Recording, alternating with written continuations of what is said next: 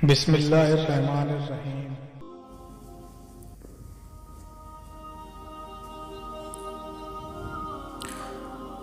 حضرت ابن مسعود رضی اللہ تعالیٰ عنہ سے روایت ہے، آپ فرماتے ہیں جب رسول اللہ صلی اللہ تعالیٰ علیہ وسلم کی علالت شدت اختیار کر گئی تو ہم نے عرض کیا یا رسول اللہ صلی اللہ تعالیٰ علیہ وسلم آپ کو کون غسل دے گا؟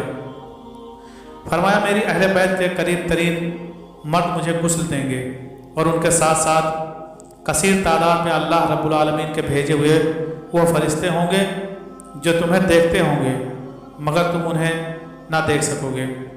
عرض کیا گیا آپ پر نماز جنازہ کون پڑھے؟ حضور علیہ الصلوۃ والسلام نے فرمایا جب تم مجھے غسل دے کر فارغ ہو جاؤ اور کفن پہنا کر خوشبو لگا دو تو مجھے میرے اس تخت پر لٹا دینا اور اسے میری قبر کے کنارے رکھ دینا۔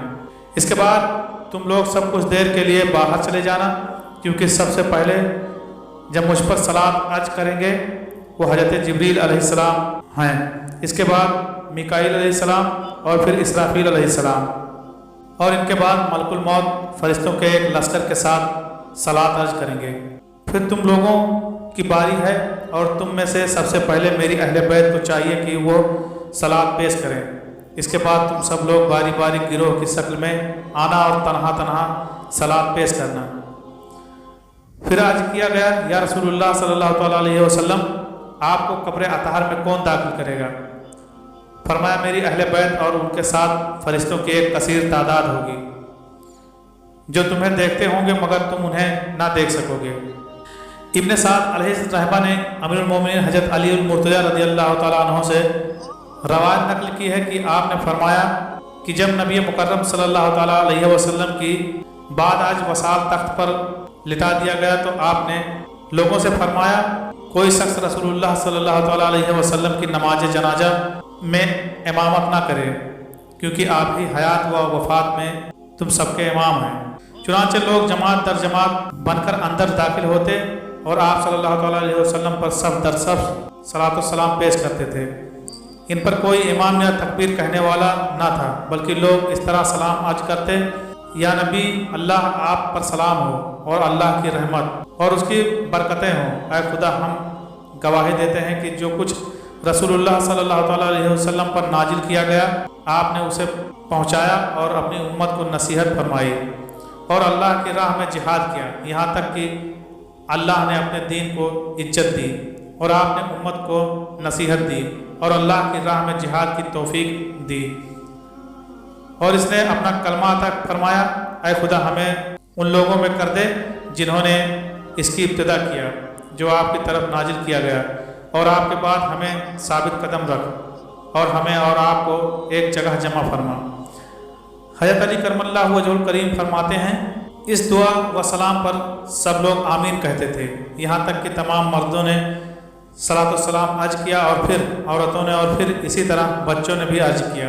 امام بہقی علیہ الرحمہ نے حضرت مقبول رضی اللہ تعالیٰ عنہ سے روایت نقل کی ہے کہ رسول اللہ صلی اللہ تعالیٰ علیہ وسلم نے جب وفات پائی تو آپ کے جسد اطہر کو 3 دن تک ٹھہرایا گیا اور دفن نہیں کیا گیا۔ لوگ آپ پر جماعت در جماعت داخل ہوتے اور صلاۃ السلام کرتے تھے، نہ صفیں باندھی گئی اور نہ کسی امام نے آگے بڑھ کر نماز جنازہ پڑھائی۔ علامہ ابن سعد علیہ الرحمہ نے ابو عاجم مدنی رحمۃ اللہ علیہ سے روایت نقل کی ہے کہ جب نبی کریم صلی اللہ تعالیٰ علیہ وسلم کی اللہ رب العالمین نے روح قبض فرمائی تو مہاجرین فوج در فوج داخل ہوتے اور آپ پر صلاۃ السلام عرض کر کے باہر آ جاتے۔ اس کے بعد انصاری اسی طرح جاتے اور باہر آتے رہے۔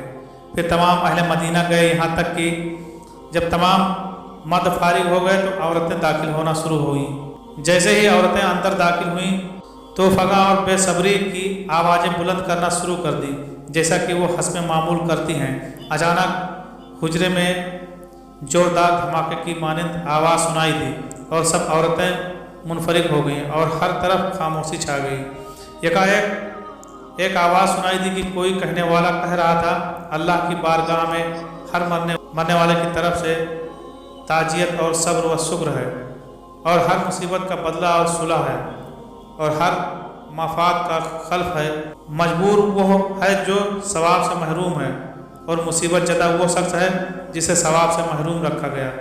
الغرض اس کے بعد عورتوں میں سے کسی نے آہ جاری نہ کی اور خاموشی سے صلاۃ والسلام عرض کرنے لگی۔ لاتعداد درود و سلام اس سرور کونین حضرت محمد مصطفیٰ صلی اللہ تعالیٰ علیہ وسلم کی ذات اقدس پر رحمت للعالمین بنا کر اس دنیا میں بھیجا گیا۔ دعا رب العالمین ہمیں آپ صلی اللہ علیہ وسلم کی سچی محبت عطا فرمائے۔